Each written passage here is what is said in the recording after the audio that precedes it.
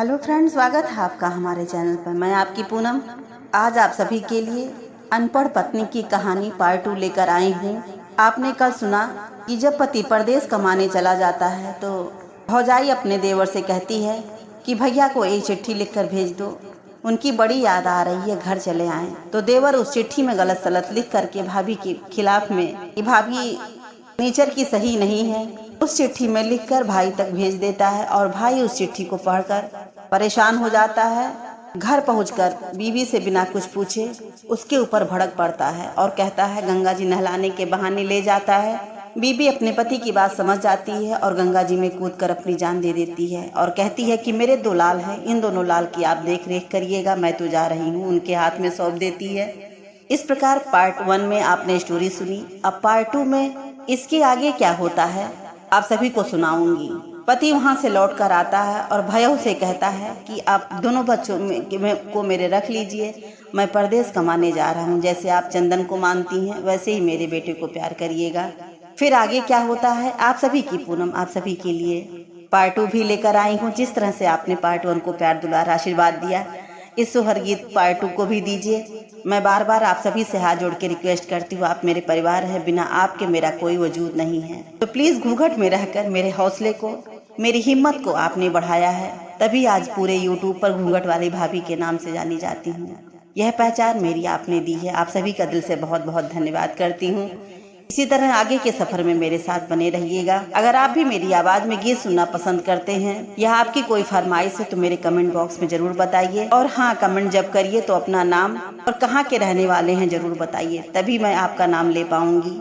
अभी एक गारी गीत की फरमाइश आई है, उसमें नाम नहीं लिखा है, तो प्लीज नाम जरूर लिखिए। किस शहर से मुझे देख रहे हैं ये जरूर लिखिए। आइए सुनाती हूँ दर्द भरा सोहर गीत पार्ट 2। भौजी के गोरा गोरा गलेवा गोदे ना गोदाए बाटी, गोदे ना गोदाए बाटी हो। हे भौजी आवा बैठा हमरे बगलिया, करब तो से बतियाई हो। भौजी आवा बैठा हमरे बगलिया, करब तो से बतियाई हो। यतनी बचन जब कही के जमुना बीच कूदे, मोरी रानी जमुना कूद गईली हो। सखिया मोहू से लौटे है जाता, भाइयों से अरजी करे हो।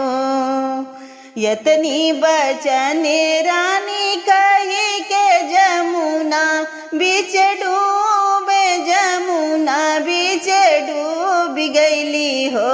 सखिया वहाँ से लौटे है जाता, भाइयों से अरजी करे हो। बिहने तो जाबे परदेस वाता, बहू से बचन कहे, बहू से बचन कहे हो। भाइयों जैसे जानू चंदन बेटा हुआ, वैसे के हीरा मोती आई हो। भाइयों जैसे जानू अपने बेटा हुआ, वैसे के हीरा मोती आनू हो। यतनी बचन राजा कहीं के नौकरिया पे चली गईले हो। यतनी बचन राजा कहीं के नौकरी यहाँ पे चली गईले हो। सखियाँ एक दिने बीते हैं, दूसरे दिन लड़िकवन उपवास करे हो। सखियाँ एक दिने बीते हैं, दूसरे दिन लड़िकवन उपवास करे हो। भूखिया के मारे हीरा मोती त चाची से अरजी करे, चाची से अरजी करे हो। चाची एक टुका रोटिया खियावत, भूखिया हमें लागल बाटे हो। चाची एक टुका रोटिया खियावा त भूखिया हमें लागल बाटे हो। रोटिया त हम बेटा देब त काम कुछु करे के परी। रोटिया त हम बेटा देब त काम कुछ करे के परी है। बेटा चला तू झाड़ू लगावा और पनिया भरी लावाई हो। बेटा चला तू झाड़ूया लगावा और पनिया भरी लावाऊ हो। रोटिया खियावा मोरी चाची झड़ुइया हम लगाई देव झड़ुइया हम लगाई देवे हो। चाची मगर मोरे नरमी कलैया हम पनिया नहीं भरी पैबे हो। चाची मगर मोरी नरमी कलैया हम पनिया नहीं भरी पैबे हो। यतनी बचनी सुनी चाची चजरी के लवर भैली जरी के लवर भैली हो। सखिया रोटी के सारे से बोलावे गड़सवा धई के पहटेली हो। सखिया रोटी के सारे से बोलावे गड़सवा धई के पहटेली हो। परी गए गड़सवा पे नजरिया त थर थर कापे त बाबू थर थर कापे हो।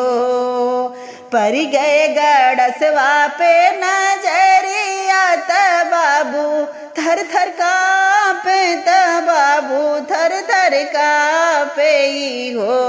चाची मगर मोये रोटी ना खिलाओ मोर जियरा बकस देहू हो। चाची हमें तू रोटी ना खियाओ मोर जियरा बकसी देहू हो। नहीं मानी चाची पपिनिया दोनों के मारी डारेली हो। नहीं मानी चाची पपिनिया दोनों के मारी डारे दोनों के मारी डारे हो। सखियाँ खोदी के भरिया बिछावे आंगनवा बीच गाड़े हो। सखियाँ खोदी के भरिया बिछावे आंगनवा बीच गाड़े आंगनवा बीच गाड़ेली हो।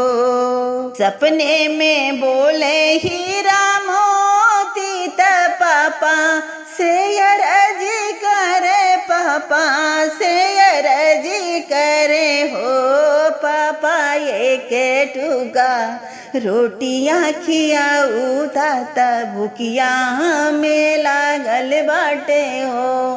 हे पापा एक ठुका रोटियाँ खियाऊ ताता भूखिया हमें लागल बाटे हो। निदिया के मातल पर देसिया झझकी उठी बैठ झझकी उठी बैठ साहेब लगे पहुँचल हो।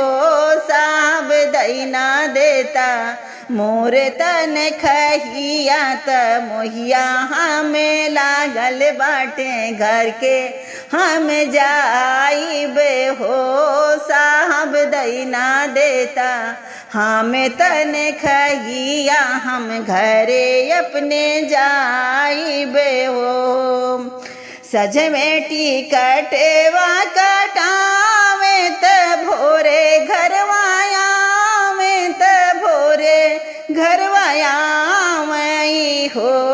सखियाँ दुअरे पे खेले चंदन बेटा त दादा पे नजरी परल हो सखियां दुआरे पे। खेले चंदन बेटा त दादा पे नजरी गइल हो। दुआरे पे खेले चंदन बेटा त धाई अंदर आवे त दौरी अंदर आवेले हो। मम्मी आई गईले दादा परदेसिया मोन्हाऊ से काऊ कहबू तवन से काऊ कहबुई हो।